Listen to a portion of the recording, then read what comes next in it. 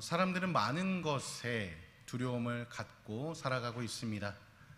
여름이 되면 무더위를 잘 견뎌낼 수 있을지, 또한 무더위 앞뒤로 달려드는 장마와 태풍으로 인해서 많은 피해들을 받을지 하는 이러한 두려움을 안고 살아갑니다. 또한 겨울에는 매서운 추위로 인해 어려움을 겪진 않을지 이러한 걱정 또한 하면서 살아가고 있습니다. 왜 사람들은 이러한 두려움 가운데 살아가고 있을까요? 바로 내가 알고 있는 모습에서 내가 변화되기 때문입니다. 사람이 더위를 타게 되면 생기가 넘쳤던 사람일지라도 하나 둘씩 힘을 잃어갑니다. 그리고 많은 비와 태풍은 삶의 터전을 초토화시킵니다. 바로 변화가 된다는 것이죠. 한파는 어떻습니까? 매서운 추위로 인해 바깥 활동을 강제적으로 자제할 수밖에 없게 됩니다. 바로 추위로 인해서 온 세상이 꽁꽁 얼어붙게 되어 모든 것이 올 스탑, 바로 정지할 수밖에 없게 되는 것이지요. 사람들은 이렇게 내가 알고 있는 것에서 변화되는 것들을 매우 두려워합니다. 그리고 이런 자연환경의 변화 이외에도 우리는 우리 스스로의 모습이 변할까 두려워합니다. 그 중에 하나가 바로 노화, 늙는 것입니다. 사람의 성장이 끝나는 20대를 전후하여 세포 분열의 능력이 떨어지고 신체의 장기나 조직들이 고유의 기능이 점점 감소하기 시작합니다. 바로 20대부터 늙어가기 시작하는 것이죠. 그래서 젊음은 돈을 주고 살 수 없는 거다 말하며 되게 많은 사람들은 젊음을 부러워합니다. 나도 저 때가 있었지 라고 추억하기도 합니다. 그냥 아무것도 안 해도 20대, 10대 그리고 어린아이들을 보면 그냥 얼굴에 웃음과 미소가 지어지는 것이 바로 그 때문입니다. 그리고 젊음을 부러워하는 많은 사람들은 이러한 늙는 것, 노화를 늦추고자 많이들 노력합니다. 영양제를 먹고 또한 운동을 하고 그리고 현대 의학 기술을 많이 이용하기도 합니다. 하지만 아무리 노력한다고 해서 노화는 그리고 늙는 것은 막을 수 없습니다. 그러나 우리가 이러한 겪는 변화는 자연스러운 것입니다. 하나님께서 예정하신 하나의 섭리입니다. 자연의 운행과 사람의 태어남과 성장 그리고 늙음과 죽음은 하나님의 섭리입니다. 자연과 사람은 그 섭리 가운데 살아가게 하셨습니다. 그렇다면 우리가 겪는 변화를 두려움으로만 받아들일 것이 아니라 변화를 인정하고 이 변화에 대해 어떻게 반응할 것인가가 매우 중요하다 할 수 있습니다. 그래서 오늘은 우리가 삶에서 겪는 여러 변화들 가운데 세 가지 내용을 말씀 가운데서 살펴보겠습니다. 그리고 말씀을 통해 우리가 어떤 모습으로 변화를 받아들이고 어떤 변화를 추구해야 하는지 함께 살펴보는 시간을 갖도록 하겠습니다. 첫째, 사람들은 경제적인 변화를 겪습니다. 오늘 본문의 말씀 16절 함께 살펴보겠습니다. 함께 읽겠습니다. 우리가 기도하는 곳에 가다가 점치는 귀신 들린 여종 하나를 만나니 점으로 주인들에게 큰 이익을 주는 자라. 바울과 실라는 빌립보에 이르러 루디아를 만났고 그곳에서 하나님의 말씀을 전했습니다. 그리고 오늘은 루디아를 떠나 기도처로 가는 중에 귀신 들린 한 여종을 만납니다. 바울과 실라가 나서지도 않았는데 귀신 들린 여종이 바울과 실라를 쫓아와 그리고 따라와 소리를 지르며 오히려 그들의 행로를 방해하고 있습니다. 그러자 바울은 심히 괴로워하며 예수 그리스도의 이름으로 귀신 들린 여종의 그 귀신을 쫓아내었습니다. 이때 누군가가 등장합니다. 바로 귀신 들린 여종을 통해 수익을 올렸던 여종의 주인들입니다. 귀신을 떠나 점을 칠 수 없게 되니 그들이 수익을 올릴 방법이 사라지게 되었습니다. 바로 주인들에게 변화가 일어나게 된 것입니다. 오늘 본문의 말씀 19절에서 21절까지의 말씀 살펴보겠습니다. 함께 읽겠습니다.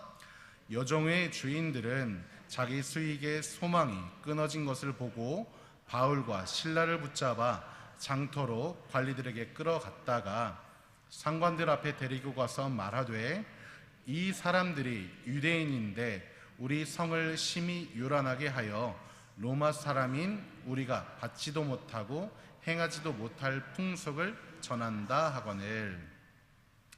주인들은 자신의 수익이 끊어짐을 알게 되었습니다. 이젠 귀신 들린 여정을 통해 자신들이 벌어들일 경제적인 이익이 끝났다는 것을 판단한 것입니다.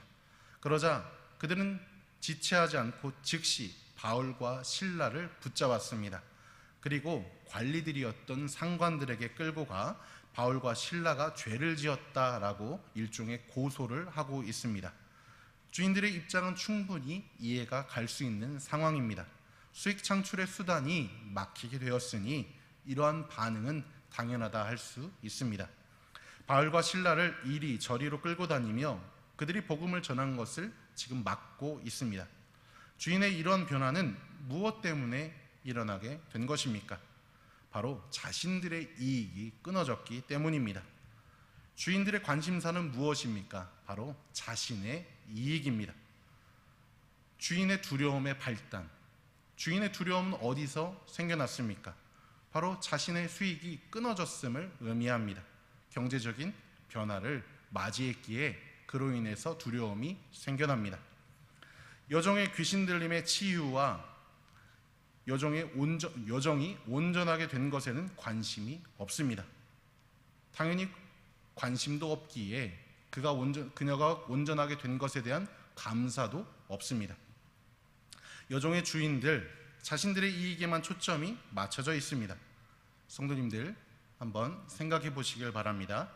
한 사람의 치유와 영혼의 안식이 과연 우리가 누리는 경제적인 이익보다 작다고 할 수 있을까요? 물론 경제적인 것이 작다라고 말씀할 수 있겠지만 그렇다고 그것이 결코 중요하지 않고 작다고 말할 수는 없습니다. 제가 방금 드린 물음에 제가 바로 답변을 했지만 사람들에게 이런 질문을 던진다면 사람들은 바로 대답할 수가 없습니다. 그 이유는 언제부턴가 우리가 세상을 살아가는 데 있어서 모든 것을 바로 경제적인 것에 가치를 매기는 것으로 우리의 삶이 변화되었기 때문입니다. 그래서 우리 안에 돈이면 다 된다는 인식이 만연하게 되었습니다. 돈을 준다면 감옥도 가겠다. 내 가슴에 별을 달겠다. 라는 말을 쉽사리들 하고 있습니다. 그러나 그러한 이야기를 우리 어른들 세대가 하는 것이 아니라 우리의 다음 세대들이 그것을 말하고 있습니다. 돈 10억이면 가겠다. 돈 1억이면 가겠다. 이러한 비율이 제가 어렸을 때보다 현격하게 현저히 늘어났습니다. 여러분들은 어떠한 마음으로 살고 계십니까? 우리도 이러한 돈이면 다 된다는 이러한 인식으로 살아가곤 있진 않습니까? 우리의 기준은 어디에 있습니까? 참된 영혼의 안식과 평안에 있습니까? 아니면 내가 누리는 경제적인 이익에 있습니까? 우리는 이러한 나의 가치가 어디에 있는지 생각해 볼 필요가 있습니다. 두 번째로 사람들은 종종 상황의 변화를 겪습니다. 오늘 본문의 말씀 23절과 24절 함께 살펴보겠습니다. 23절과 24절의 말씀 함께 읽겠습니다. 많이 친 후에 옥에 가두고 간수에게 명하여 든든히 지키라 하니 그가 이러한 명령을 받아 그들을 깊은 옥에 가두고 그 발을 착고에 든든히 채웠더니 상관이라 불리는 관리는 여종의 주인들과 그리고 무리들의 말만 듣고 판단하였습니다. 다른 사람들의 말만 듣고 판단했다는 것은 바로 자신에게 이런 판단의 근거가 없었음을 의미합니다. 바로 자신에게는 원칙이 없었음을 반증하는 것이기도 합니다. 여종의 주인과 무리들이 일제히 일어나 고발한 이러한 사건에 대해 지금 형벌을 내렸습니다. 바울과 실라가 받은 형벌은 수많은 매질과 그리고 발이 착고로 채워진 그런 모습으로 바로 깊은 옥에 가둬졌습니다. 여기서 중요한 것은 바울과 실라가 받은 형벌이 아닙니다. 성경 어디에서도 지금 상관이 내린 벌의 이유, 판결이 나오지 않고 있습니다. 그리고 바울과 신라의 변론도 나오지 않습니다. 즉 제대로 된 판결이 이루어지지 않았음을 우리는 오늘 본문의 말씀을 통해서 살펴볼 수가 있습니다. 바울과 신라를 유대인으로 판단하여 여종의 주인들과 무리들의 말만 듣고 지금 판단하여 형벌을 내린 것입니다. 수많은 매질을 당했기에 도망갈 수도 없었던 바울과 신라의 발에 다리조차 움직일 수 없게 착고를 채웠고 또한 햇빛조차 들어오지 않는 깊은 옥에 가두었습니다. 마치 중죄인을 다루는 듯한 그런 모습으로 그들을 옥에 가두었습니다. 바로 편안한 쉼조차 허락하지 않았던 이러한 모습은 바울과 신라를 향한 상관의 판결이 정말로 가혹했음을 우리는 살펴볼 수가 있습니다. 그러나 상관 자신의 상황에 변화가 생기자 두려움이 몰려왔습니다. 오늘 본문의 말씀 37절로 그 다음에 39절까지의 말씀 함께 살펴봅니다. 37절에서 39절의 말씀입니다. 바울이 이르되 로마 사람인 우리를 죄도 정하지 아니하고 공중 앞에서 때리고 옥에 가두었다가 이제는 가만히 내보내고자 하느냐? 아니라 그들이 친히 와서 우리를 데리고 나가야 하리라 한데 부하들이 이 말을 상관들에게 보고하니 그들이 로마 사람이라 하는 말을 듣고 두려워하여 와서 권하여 데리고 나가 그 성에서 떠나기를 청하니 상관들 자신의 신변에 두려움이 생기게 된 이러한 변화의 이유는 바로 바울이 로마인임을 밝힌 직후부터입니다. 38절에 로마 사람이라 하는 말을 듣고 상관들에게는 두려움이 생겼다라고 이유를 밝히고 있습니다. 로마 시민권은 특별한 권리가 있습니다. 바로 함부로 처벌할 수 없습니다. 그리고 자신이 받은 판결이 나라를 파는 행위이거나 왕을 시해하려는 죄가 아니라면 로마로 가서 직접 변론할 수 있도록 그러한 시스템이 로마 사회에 구축되어 있었습니다. 그래서 37절에 바울이 상관들의 잘못된 행태를 꼬집었을 때 옷을 찢고 벗기고 매로 치라 했던 22절과는 대조적으로 상관들은 자신들의 잘못을 밝혀지기를 꺼려했습니다. 그래서 빌립보에서 나가주기를 직접 와서 반복적으로 간청하고 있습니다. 상관들의 판단은 왜 변화하였을까요?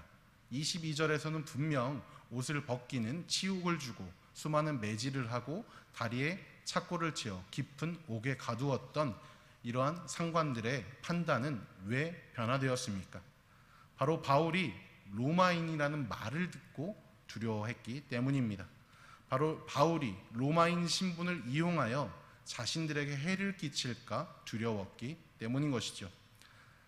바로 내가 겪고 있는 상황이 언제든지 변화될 수 있다라는 것을 오늘 말씀을 통해서 전해주고 있습니다. 바로 내가 겪고 있는 이러한 상황은 언제든지 변화되어 반전될 수 있음을 전해주고 있습니다. 내가 을이 되어 어려움을 겪고 있다 하더라도 상황이 반전되어 내가 갑이 될 수 있다는 것, 여러분들도 잘 알고 계십니다. 작년 하반기에 JTBC에서 방영되었던 드라마가 있습니다. 그 드라마의 이름은 힘센 여자 강남순이라는 드라마입니다. 보신 분들도 계실 것입니다. 이 힘센 여자 강남순이라는 드라마의 한 에피소드를 제가 짧게나마 본 적이 있습니다. 그 에피소드에서는 이렇게 반전되는 상황에 대해서 설명합니다. 주인공이 한 음식점에 납품하는 아르바이트생으로서 일을 하고 있습니다. 그런데 납품받는 가게 주인이 자신은 손님이기에 그래서 왕처럼 대우해달라 갑질을 하였습니다. 그래서 사사건건 꼬투리를 잡고 다른 물건을 납품하는데 이쪽으로 테이블을 옮겨라, 저쪽으로 테이블을 옮겨라, 말도 안 되는 그런 요구를 하였습니다. 그럼에도 불구하고 주인공은 그것을 다 들어주었습니다. 그리고 이제 납품 아르바이트가 끝난 주인공은 이제 반대로 한 명의 손님으로서 그 주인의 가게에 들어가게 되었습니다. 그리고 음식을 주문합니다. 이때 가게 주인은 그 아르바이트생을 알아보고는 주문을 거절합니다. 빈 테이블에도 앉지 못하게 했지만 이때 주인공은 이렇게 말했습니다. 손님이 왕이지 않습니까? 라고 말했고, 왜 당신은 당신의 원칙을 지키지 않습니까? 나는 손님에게 왕처럼 굴어야겠습니다. 라고 말합니다. 그리고 이렇게 반문하며 음식을 먹고 나오는 에피소드였습니다.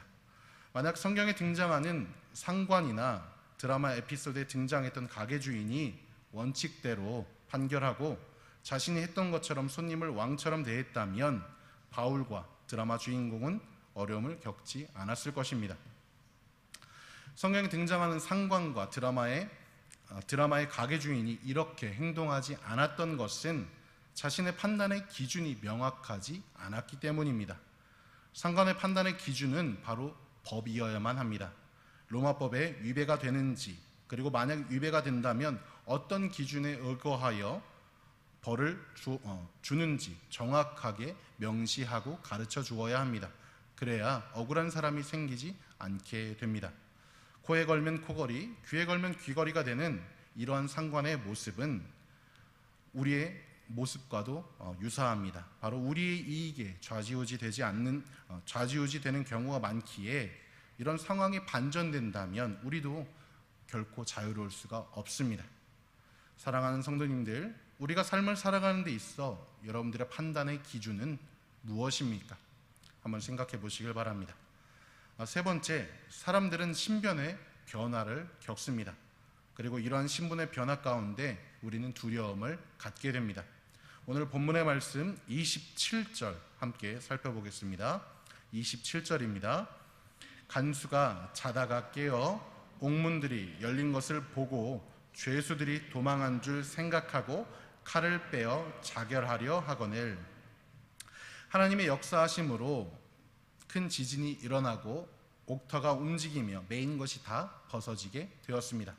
옥문들이 다 열리게 되었습니다. 이때 간수는 옥문이 열린 것을 보고 오해를 합니다. 옥문이 열렸다는 것은 죄인이 탈옥했다는 것을 의미하기 때문입니다. 그래서 간수가 선택한 것은 자결이었습니다. 죄인이 탈옥하면 그 죄인의 죄를 그 간수가 대신 지어야 한다는 로마의 그런 법이 있었기 때문입니다. 어떤 죄인지는 모르나 수없이 맞고 또한 자유를 결박당한 채 있는 바울과 실라를 봤을 때는 바로 간수는 그들이 중죄인임을 유추했을 것입니다. 그런데 옥문이 열렸다? 이것은 자기는 편하게 죽을 수 없을 것이다 라는 판단이 서게 된 것입니다. 그래서 자결하려고 했습니다. 바로 간수의 신변에 큰 문제가 생긴 것입니다. 바로 두려울 수밖에 없습니다. 그때 바울은 크게 소리를 질러 자신들이 옥 안에 있음을 밝힙니다. 그리고 바울과 실라를 확인한 간수는 바울과 실라를 향해 엎드려 묻습니다. 이렇게 묻고 있습니다. 오늘 본문의 말씀 30절입니다. 그들을 데리고 나가 이르되 선생들이여 내가 어떻게 하여야 구원을 받으리이까 하거늘. 바울과 실라는 죄인의 신분으로 지금 갇혀 있지만 간수는 그들을 향해 선생님이다 라고 존칭하여 부르고 있습니다. 이 말의 원어의 뜻을 살펴보면 주인, 바로 주라는 뜻이 됩니다. 그리고 그들에게 이렇게 묻습니다. 내가 어떻게 하여야 구원을 받을 수 있습니까? 이것을 풀어서 설명하면 이렇게 설명할 수 있겠습니다. 당신들의 신변이 급격하게 변했고 그로 인해 갇혔는데 어떻게 당신들은 좌절하지 않고 그 상황 속에서 기도하고 찬송할 수 있습니까? 당신들의 평안은 어디서 온 것입니까? 라고 풀 수가 있습니다. 간수의 이러한 물음에 바울은 이렇게 대답합니다. 오늘 본문의 말씀 31절입니다. 함께 읽겠습니다. 이르되 주 예수를 믿으라. 그리하면 너와 내 집이 구원을 받으리라 하고. 아멘. 우리의 주인 되신 예수님을 믿는 것입니다. 그러면 구원을 받는다라고 간단하게 말하고 있습니다. 신변의 변화가 있어 두려움이 몰려올지라도 그 상황 가운데서도 바울은 주님을 의지했기에 기도하며 하나님께 찬송할 수 있었다라고 전하고 있습니다. 바울의 변화는 어떻게 온 것입니까? 자신이 받게 했던 예수를 믿고 변화되었습니다. 참 생명을 얻었기에 급격한 신변의 변화 속에서도 그는 기도하고 찬송할 수 있었던 것입니다. 여러분들은 어떤 것을, 어떤 변화를 두려워하고 계십니까? 주식의 요동치는 변화에 두려워하고 계십니까? 아니면 코인의 등락에 두려워하고 계십니까? 아니면 나에 대한 잘못된 소식이 퍼져 내가 이상한 사람이 되어버리는 것에 두려워하고 계십니까? 이러한 변화는 잠시입니다. 물론 잠시 어려움은 겪을 수 있지만 여러분들의 생명은 건드릴 수 없습니다. 우리의 삶에서 진정으로 두려워할 것은 이러한 잠시의 변화가 아닙니다. 바로 변화가 없는 것을 우리는 두려워해야 합니다. 바로 하나님과의 관계가 끊어짐이 계속됨을 우리는 두려워해야 하는 것입니다. 바로 변화는 우리 삶 속에서 변화가 꼭 필요합니다. 다른 것으로 우리가 변화되는 것이 아니라 오직 예수 그리스도로 우리는 변화되어야 합니다. 마치 바울이 귀신 들린 여종에게 예수 그리스도의 이름으로 그들의 삶에 변화시킨 것처럼 우리도 예수 그리스도의 이름으로 변화되어야 합니다. 이제 곧 있으면 파리 올림픽이 시작된다는 것을 여러분들은 잘 아실 것입니다. 이번 달 26일부터 8월 11일까지 진행되는 국제적인 체육 행사입니다. 이번 파리 올림픽의 기조는 탄소 중립입니다. 바로 이산화탄소 발생을 줄이는 것입니다. 이 줄이는 방법으로 파리 올림픽 체육회에서는 이러한 선택을 하였습니다. 기존의 경기장을 최대한으로 이용하여 신축 경기장을 최소화하는 것, 그리고 선수촌의 침대도 도쿄 올림픽처럼 재활용이 가능한 골판지 침대를 사용하는 것, 그리고 프랑스에서 나는 식재료를 최대한 사용하는 저탄소 식단을 꾸리는 것, 그리고 세네강의 물을 이용하여 선수촌 및 경기장의 온도를 낮추는 지역 냉방을 사용하며 에어컨 사용을 없애는 것이었습니다. 그러나 한번 여러분 생각해 보시길 바랍니다. 에어컨 없는 여름 생각이 되십니까? 지금 에어컨을 한번 다 꺼볼까요? 땀이 삐질삐질 흘러나와서 여러분들이 체력이 급격하게 빠짐을 경험하실 것입니다. 그런데 에어컨 없는 여름 너무나도 상상할 수가 없습니다. 일반인인 우리조차 이 에어컨이 없는 것에 두려움을 느끼고 있는데 하물며 운동의 그런 기록을 단축하거나 인간의 그런 극한의 그런 육체적인 기록을 내는 것에 중요한 그런 올림픽에서 에어컨 사용이 없다는 것은 상상조차 할 수 없을 것입니다. 그래서 결국 파리 올림픽을 주관하는 곳에서는 결정했습니다.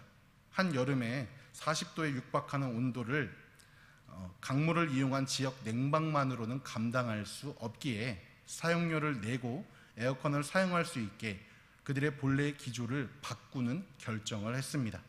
변화를 수용한 것입니다. 물론 그들이 기조를 바꿨다고 비판하는 단체는 있었습니다. 탄소의 사용을 100% 줄일 수는 없기에 본래의 기조에는 조금 어긋나지만 올림픽에서의 좋은 기록과 그리고 또한 박진감 넘치는 경쟁을 위해 자신들이 내세운 기조에서 변화를 선택했습니다. 그래서 에어컨 사용을 허가했습니다. 우리는 이처럼 변화되는 것에 두려워하면 안 됩니다. 우리가 진정으로 두려워할 것은 우리가 변화되지 않는 것에 있습니다. 하나님께서는 우리를 변화시키기 위해 독생자 예수 그리스도를 이 땅에 보내주셨습니다. 누구든지 예수를 믿으면 멸망하지 않고 영생을 얻게 하셨습니다. 누구든지 예수를 믿으면 하나님의 자녀가 되는 권세를 얻게 하셨습니다. 사랑하는 선들교회 성도님들, 하나님께서는 우리가 진정으로 변화되길 원하십니다. 예수 그리스도의 이름으로 변화되길 원하십니다. 그래서 우리라는 한 사람의 영혼이 경제적인 이익보다 예수님을 통해 예수님으로 변화되길 원하십니다.